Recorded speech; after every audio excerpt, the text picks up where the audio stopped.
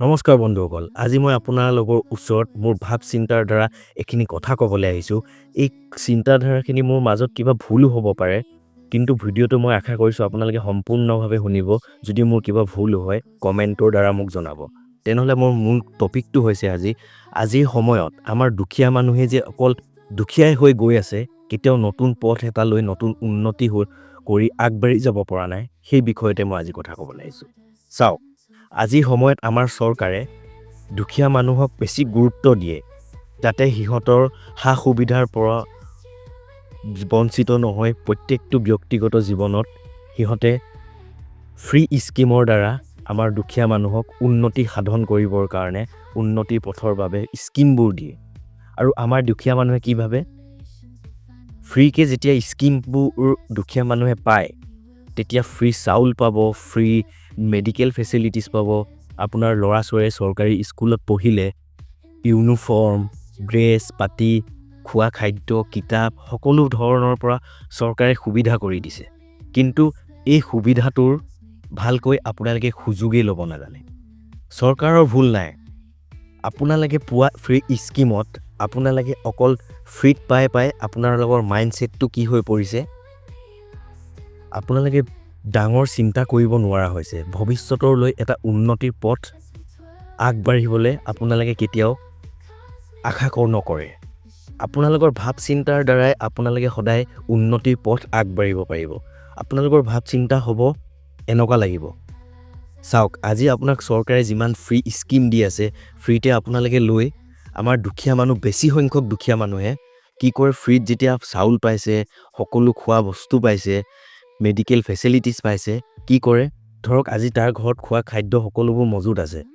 মানুহজনে ভাবে আজি ঘৰত চব আছে, আজি কাম কৰিবলৈ নাযাওঁ, কাইলৈ তেল চব্জি আনিবলৈ কামলৈ যাম, কেইটকামান কমাই আনি তেল চব্জি আনিম, তাৰপিছতে আৰু ঘৰখন এনেকৈ চলিবই, আজি কালিলৈ যাম আৰু। সেই চিন্তাটোৱে হৈছে আপোনালোকৰ আটাইতকৈ ভুল চিন্তা। এই চিন্তাৰ দ্বাৰা আপোনালোকে কি কৰিছে, আপোনালোকে অকল ভাবি থৈছে ফ্ৰী স্কিম পায়, চৰকাৰো দি আছে, ঘৰত খাবলৈও সকলো আছে, সকলো ধৰণৰ মেডিকেল ফেচিলিটিছো আছে। অকল জীৱনটোত আপোনালোকে ভাবিছে পেটে ভাতে খাই শুই জীয়াই থকাটোৱে জীৱন।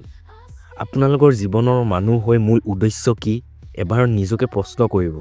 আমাক যে ভগৱানে এটা ইমান মূল্য এটা মানুহ ৰূপে জন্ম দিলে, অকল কি আপোনাক খাই বৈ পেটে ভাতে দুই পইচা আৰ্জন নকৰাকৈ অকল পেটে ভাতে খাই জীয়াই থকাটো আপোনাৰ জীৱন হয় জানো?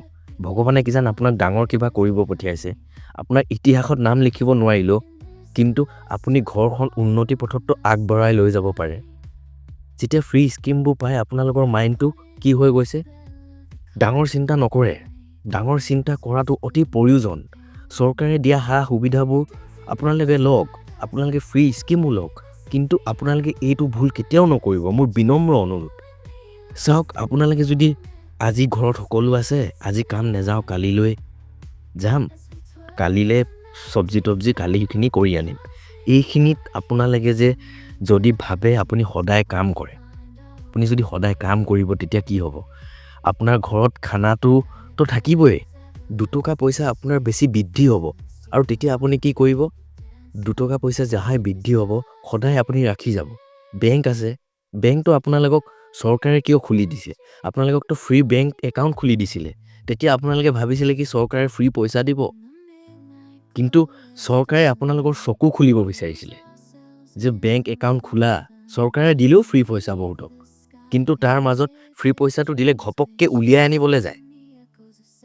তাৰ আপোনালোকে এইটো নেভাবে সেই ফ্ৰী পইচাটো যে দিছে তাত থাকক, একাউণ্টত সোমাই, সেই একাউণ্টৰ পইচাটো সোমাই থাকক আৰু মই দুটকা উপাৰ্জন কৰিম, চৰকাৰৰ ফ্ৰী স্কিমৰ পৰা চাউল দাইল সকলো পাই আছোঁ, কিন্তু তাৰ মাজত মই সদায় কাম কৰিলে আকৌ সেই গিটকা পইচা মোক চৰকাৰে খুলিব কোৱা একাউণ্টত মই ৰাখি আহোঁ।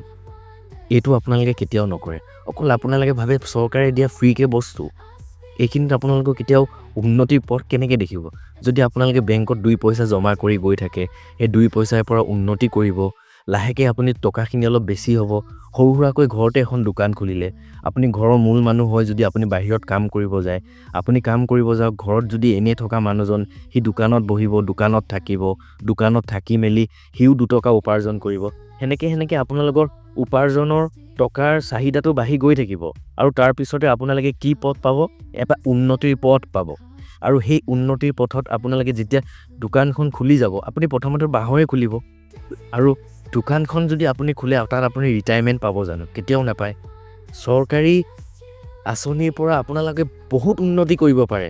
আপোনালোকে ধনী মানুহৰ ওচৰ চাপিব পাৰিব, লগত বহি খাব পাৰিব, কিন্তু আপোনালোকৰ অকল ফ্ৰীকৈ পোৱাৰ কাৰণে আপোনালোকৰ মগজটো ফ্ৰী হৈ লক হৈ গৈছে জীৱনত উন্নতি কৰা ৰাস্তাবোৰ।